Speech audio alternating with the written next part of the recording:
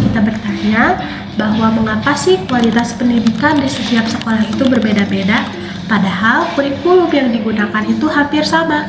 Mengapa ada sekolah yang terus berkembang sementara sekolah yang lain berjalan di tempat gitu aja? Jawabannya seringkali bukan terletak pada siswa atau fasilitas semata, melainkan pada bagaimana sih mutu pendidikan itu direncanakan sejak awal. Halo semuanya, perkenalkan nama saya Lori Mariana Gilan, dan pada video kali ini saya akan membahas topik perencanaan mutu pendidikan karena mutu pendidikan tidak hadir secara kebetulan, melainkan merupakan hasil dari perencanaan yang matang, terarah, dan berkelanjutan. Melalui topik ini saya ingin menunjukkan bahwa kualitas pendidikan bukan hanya soal hasil akhir, tetapi juga tentang bagaimana sih sekolah merancang tujuan, menyusun program, serta mengelola seluruh komponen pendidikan secara sistematis agar tujuan tersebut benar-benar tercapai. Oke, kita masuk ke pengertian mutu dulu. Deming menyatakan bahwa mutu berarti kesesuaian terhadap kebutuhan pasar. Feigbauer menekankan bahwa mutu berarti kepuasan pelanggan sepenuhnya. Garvin dan Davis menyatakan bahwa mutu merupakan suatu perihal dinamis yang bersangkutan dengan produk, tenaga kerja atau manusia, tugas dan proses maupun lingkungan yang dapat memenuhi harapan para pelanggan. Perencanaan mutu pendidikan adalah proses penyusunan rencana secara sistematis untuk meningkatkan kualitas pendidikan agar sesuai dengan standar yang ditetapkan serta kebutuhan peserta didik dan juga masyarakat. Mutu pendidikan tidak hanya dilihat dari hasil akhir seperti nilai atau kelulusan, tetapi mencakup seluruh proses pendidikan mulai dari kualitas peserta didik, kompetensi guru, kurikulum, proses pembelajaran, hingga dampak pendidikan bagi lulusan. Dengan perencanaan mutu pendidikan, lembaga pendidikan dapat memastikan bahwa setiap komponen pendidikan berjalan secara terarah dan berkontribusi terhadap peningkatan kualitas pendidikan secara keseluruhan. Perencanaan mutu pendidikan memiliki beberapa tujuan utama yang pastinya. Yang pertama, meningkatkan kualitas proses dan hasil pendidikan secara berkelanjutan, bukan hanya dalam jangka pendek saja. Yang kedua, menjamin kesesuaian penyelenggaraan pendidikan dengan standar mutu, baik standar nasional pendidikan maupun kebutuhan masyarakat. Yang ketiga, ada meningkatkan kepuasan peserta didik dan juga stakeholder pendidikan seperti orang tua, masyarakat, dan dunia kerja. Selain itu, perencanaan mutu bertujuan agar lembaga pendidikan mampu beradaptasi dengan perubahan dan tantangan pendidikan di masa depan. Oke, selanjutnya di sini kita bahas komponen pendidikan. Mutu pendidikan dapat dilihat melalui 4 komponen utama, yaitu input, proses, output, dan juga outcome. Yang pertama ada input pendidikan yang meliputi peserta didik, tenaga pendidik, kurikulum, sarana dan prasarana, serta pembiayaan pendidikan. Yang kedua ada proses pendidikan, yaitu pelaksanaan, pembelajaran, metode mengajar, interaksi guru dan peserta didik, serta manajemen sekolah. Yang ketiga ada output pendidikan, yaitu hasil langsung dari proses pendidikan seperti presentasi belajar, nilai, dan kelulusan peserta didik. Yang keempat ada outcome pendidikan, yaitu dampak jangka panjang pendidikan seperti kemampuan lulusan, melanjutkan pendidikan, memasuki dunia kerja, dan berkontribusi di masyarakat. Keempat komponen ini saling berkaitan dan harus direncanakan secara terpadu untuk mencapai mutu pendidikan yang optimal. Selanjutnya ada tahapan perencanaan mutu pendidikan yang dilakukan melalui beberapa tahapan sistematis. Tahap pertama adalah analisis kondisi mutu pendidikan saat ini, yaitu mengidentifikasi kekuatan, kelemahan lembaga pendidikan berdasarkan data dan juga standar mutu. Tahap kedua adalah penetapan standar dan tujuan mutu, yaitu menentukan kondisi mutu pendidikan yang ingin dicapai. Tahap yang ketiga adalah penyusunan program peningkatan mutu seperti pelatihan guru, pengembangan kurikulum, peningkatan sarana dan prasarana, dan perbaikan manajemen sekolah. Tahap keempat adalah pelaksanaan, monitoring, dan evaluasi untuk memastikan program peningkatan mutu berjalan sesuai rencana dan menghasilkan harapan yang diinginkan. Tahapan ini juga bersifat berkelanjutan, artinya di mana hasil evaluasi akan menjadi dasar perencanaan mutu di berikutnya. Perlunya Standar Nasional Pendidikan atau SNP merupakan salah satu cara untuk meningkatkan mutu pendidikan yang ada di Indonesia. Dasar perencanaan, pelaksanaan, dan pengawasan terciptanya pendidikan nasional yang bermutu untuk mencerdaskan kehidupan bangsa dan membentuk watak serta peradaban bangsa yang bermartabat adalah standar pendidikan, yaitu standar minimal yang berkaitan dengan penyelenggaraan sistem pendidikan di seluruh negara kesatuan Republik Indonesia. Adapun 8 komponen standar nasional pendidikan yang telah ditetapkan pemerintah sebagai berikut. Yang pertama ada standar isi.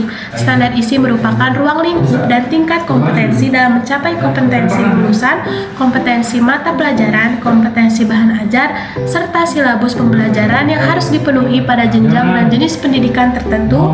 Salah satu standar isi diantaranya yaitu struktur kurikulum. Yang kedua ada standar proses. Prosedur standar melibatkan penempatan pembelajaran ke dalam satuan pendidikan yang diselenggarakan antara guru dan peserta didik dengan cara yang interaktif, inspiratif, menantang, dan menyenangkan dan memotivasi peserta didik tentunya. Termasuk juga menyediakan ruang yang disesuaikan dengan bakat dan juga minat serta perkembangan psikologis dan fisik peserta didik. Perencanaan pembelajaran, pelaksanaan, evaluasi, hasil belajar, dan pengawasan proses pembelajaran merupakan bagian dari setiap proses standar. Yang ketiga ada standar kompetensi lulusan. Kelulusan peserta didik dari satuan pendidikan yang meliputi pengetahuan, sikap, dan keterampilan untuk hidup mandiri dan melanjutkan pendidikan dinilai dengan menggunakan standar kompetensi lulusan. Yang keempat ada standar pendidik dan tenaga kependidikan.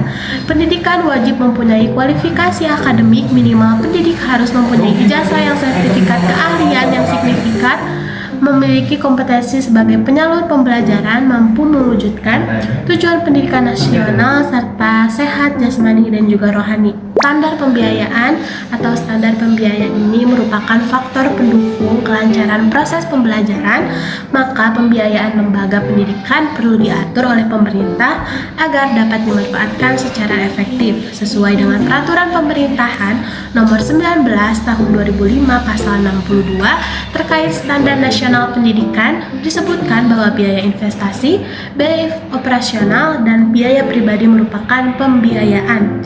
Pengadaan sarana dan juga prasarana, modal kerja tetap, dan pengembangan sumber daya manusia merupakan contoh biaya investasi, sedangkan biaya yang dikeluarkan oleh peserta didik untuk melakukan proses pembelajaran merupakan biaya operasional. Pengeluaran pribadi juga termasuk gaji pendidik dan staf pengajar. Selanjutnya ada yang ke-8 standar penilaian pendidikan, prosedur, mekanisme, dan instrumen untuk mengevaluasi hasil belajar peserta didik yang bertujuan untuk mengukur pencapaian tujuan pendidikan terkait dengan standar penilaian pendidikan.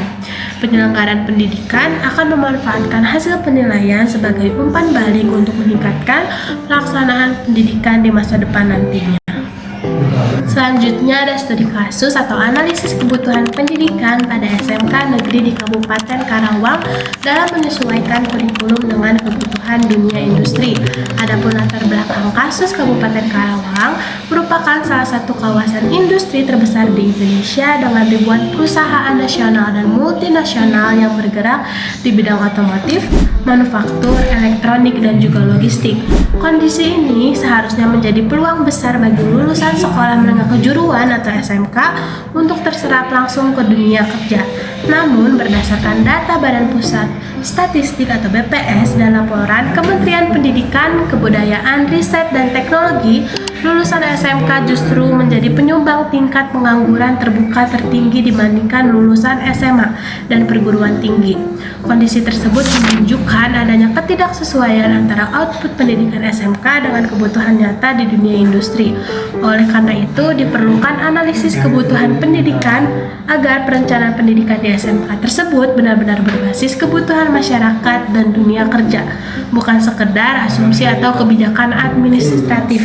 Yang kedua, permasalahan yang ditemukan berdasarkan studi kebijakan pendidikan, vokasi, dan laporan lapangan, ditemukan beberapa permasalahan yang utama. Yang pertama ada kurikulum belum relevan dengan dunia industri, materi pembelajaran masih berorientasi teori, kurikulum belum sepenuhnya mengadopsi teknologi industri terbaru, pembaruan kurikulum berjalan lambat.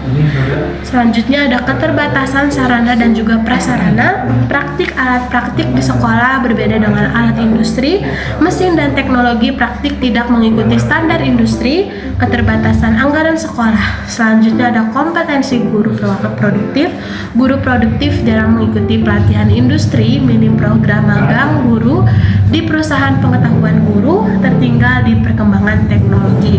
Selanjutnya ada lemahnya kerjasama dengan dunia usaha dan dunia industri atau DUDI. Kerjasama hanya bersifat administratif, belum terbangun kurikulum bersama industri, program magang siswa belum terstruktur secara optimal. Selanjutnya atau yang ketiga ada proses analisis kebutuhan pendidikan. Analisis kebutuhan pendidikan dilakukan secara sistematis melalui beberapa tahapan berikut. Yang pertama ada analisis kebutuhan peserta didik. Kebutuhan peserta didik SMK meliputi keterampilan teknis sesuai bidang keahlian penguasaan teknologi industri terkini, sertifikasi kompetensi yang diakui industri, soft skill seperti disiplin, komunikasi, dan kerjasama tim. Yang kedua ada analisis kebutuhan dunia industri. Hasil wawancara dan kajian industri menunjukkan bahwa dunia usaha membutuhkan lulusan yang siap kerja tanpa pelatihan panjang, menguasai teknologi otomasi dan digital, memiliki etos kerja, sikap profesional, mampu beradaptasi dengan budaya industri. Berdasarkan studi kasus yang sudah dijelaskan, ada solusinya, beberapa solusi strategisnya. Yang pertama ada pengembangan kurikulum berbasis industri. Kurikulum disusun bersama mitra industri, materi praktik disesuaikan kebutuhan pasar kerja, penilaian berbasis kompetensi kerja. Yang kedua ada program magang industri, magang siswa minimal 6 bulan, program magang guru secara berkala, transfer teknologi dari industri ke sekolah. Yang ketiga, peningkatan sarana dan prasarana bantuan pemerintah melalui revitalisasi SMK hibah peralatan dari industri, penerapan teaching dan juga factory di sekolah. Selanjutnya, sertifikasi kompetensi. Uji kompetensi berbasis standar industri, sertifikat diakui oleh dunia kerja. Sebagai penutup, dapat disimpulkan bahwa perencanaan mutu pendidikan merupakan langkah strategis dalam upaya meningkatkan kualitas pendidikan secara berkelanjutan. Mutu pendidikan tidak hanya ditentukan oleh hasil akhir, tapi oleh bagaimana seluruh proses pendidikan direncanakan dan dilaksanakan. Melalui perencanaan mutu yang sistematis, lembaga pendidikan dapat meningkatkan kualitas pembelajaran, hasil pendidikan, serta dampak jangka panjang bagi masyarakat. Oleh karena itu, perencanaan mutu pendidikan harus menjadi prioritas utama dalam penyelenggaraan pendidikan. Oke, sekian video dari saya. Semoga apa yang sudah saya jelaskan bisa bermanfaat bagi teman-teman semua. Maaf bila ada kesalahan kata dari saya. Terima kasih.